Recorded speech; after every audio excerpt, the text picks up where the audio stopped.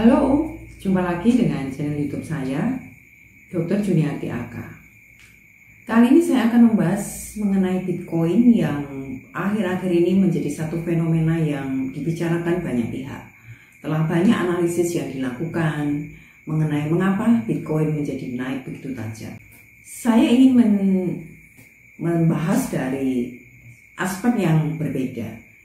Jadi ketika saya mengamati bagaimana pergerakan dari Bitcoin ini sejak 29 September 2020 ketika debat pertama kali Pilpres Amerika, kemudian diikuti dengan pencoblosan dan kemudian seterusnya sampai dengan posisi sekarang, kita amati bahwa harganya meningkat secara logaritmik, peningkatan yang sangat tajam.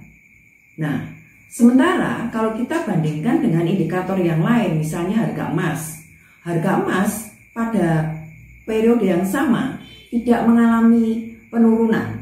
Nah, kalau Bitcoin itu dianalogikan dengan perbaikan atau kondisi ekonomi yang membaik, tentu harga emas juga akan cenderung turun karena orang akan beralih dari emas ke saham. Pada situasi ekonomi memburuk, harga emas naik, tetapi pada situasi ekonomi membaik, mestinya harga emas akan turun. Tetapi itu tidak terjadi. Pada periode yang sama ketika Bitcoin meningkat, harga emas cenderung stabil. Demikian juga untuk indeks saham S&P 500. Kalau kita amati juga tidak ada lonjakan yang berarti. Artinya bahwa perekonomian belum membaik. Karena kalau perekonomian itu membaik, itu akan nampak dari pergerakan indeks harga saham. Nah, tetapi kalau kita lihat dari S&P 500 tidak terjadi peningkatan. Nah, menarik sekali kalau kita lihat fenomena ini. Mengapa harga Bitcoin begitu melejit secara logaritmik? Apakah efek Biden seperti kata banyak orang, atau justru menunjukkan kecemasan pasar atas janji-janji kampanye politik Pilpres di Amerika? Jadi kalau begitu, apakah harga Bitcoin ini masih akan naik dan sampai kapan? Nah, mari kita lihat analisisnya berikut ini. Dari sisi janji kampanye antara dua kandidat presiden di Amerika, bagaimana Trump dan bagaimana juga Biden, khususnya mengenai tiga aspek penting yang menjadi perhatian dunia usaha, yaitu mengenai tax. Nah, yang pertama adalah apakah kedua kandidat ini menyetujui peningkatan corporate tax? Kubu Biden mengatakan yes, kubu Trump jelas mengatakan no. Nah, pelaku usaha melihat ketika Biden cenderung kemudian mengungguli Trump, apa yang kemudian terjadi? Bisa jadi mereka melihat bahwa nanti mereka pasti akan dikenai peningkatan tax tersebut karena Biden jelas-jelas mengatakan akan meningkatkan tax. Itu menimbulkan kecemasan tersendiri bagi dunia usaha. Yang kedua adalah mengenai pengurangan pajak untuk kalangan menengah. Dalam kampanye politiknya, kubu Biden mengatakan tidak setuju, kubu Trump mengatakan setuju. Nah, mengapa Biden setuju untuk tidak setuju terhadap pengurangan teks untuk kalangan menengah? Karena Biden akan mengalokasikan teks kalangan menengah itu untuk memberikan untuk dana-dana jaring pengaman sosial.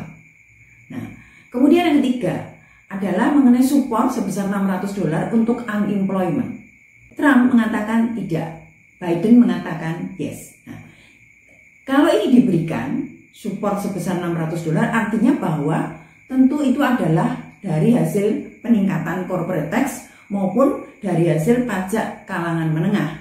Dan ketika Biden kemudian kecenderungannya menang, maka kemudian pasar atau pelaku usaha menjadi khawatir bahwa akan ada corporate tax yang meningkat, akan ada pajak yang tetap untuk kalangan menengah, dan akan ada support $600 untuk unemployment. Dan itu tentu mencemaskan kalangan pelaku usaha. Nah, kemudian kenapa Bitcoin ini lalu melejit? Bitcoin itu adalah merupakan cryptocurrency yang sifatnya adalah peer-to-peer. Dan Bitcoin ini relatif atau sama sekali tidak bisa diakses oleh bank sentral. Dan tidak bisa kemudian bank sentral meregulasi mengenai Bitcoin. Oleh karena itu kenapa pada awal Bitcoin ini ada, beberapa negara memang menolak. karena mereka tidak bisa menelusuri transaksi-transaksi yang kemudian masuk ke dalam Bitcoin. Nah, tetapi kemudian karena pasar menerima, akhirnya beberapa negara mengizinkan dengan syarat Bitcoin ini dianggap sebagai properti. Jadi kalau kemudian dieksekusi atau di exercise Bitcoin ini, maka dikenai pajak seperti kemudian yang diterapkan di Amerika.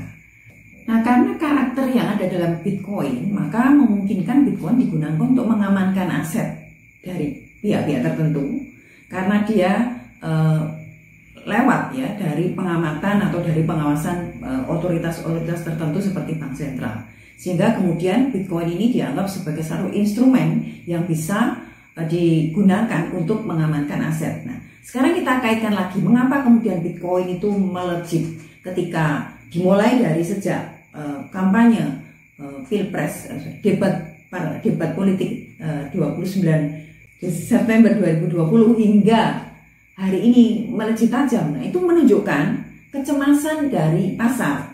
Jadi pasar masih merasa belum secure. Jadi kalau melihat situasi ini, masih ada kemungkinan Bitcoin akan terus melejit, akan terus meningkat sampai pidato pelantikan presiden pada sekitar bulan Januari nanti.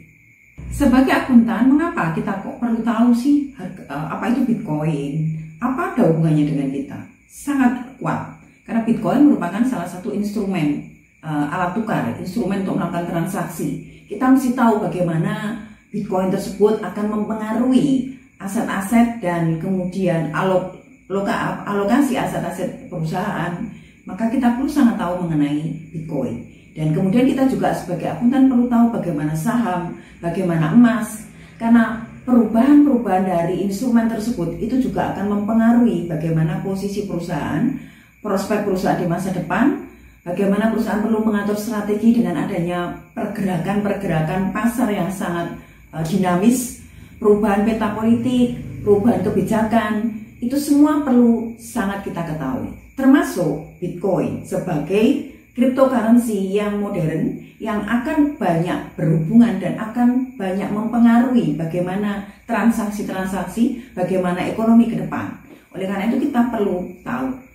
Oke, jangan lupa dukung terus channel ini supaya bisa menjadi satu media penyebarluasan akademis, khususnya di bidang accounting, pasar modal, dan juga dunia usaha secara umum. Jangan lupa subscribe, like, dan share. Terima kasih.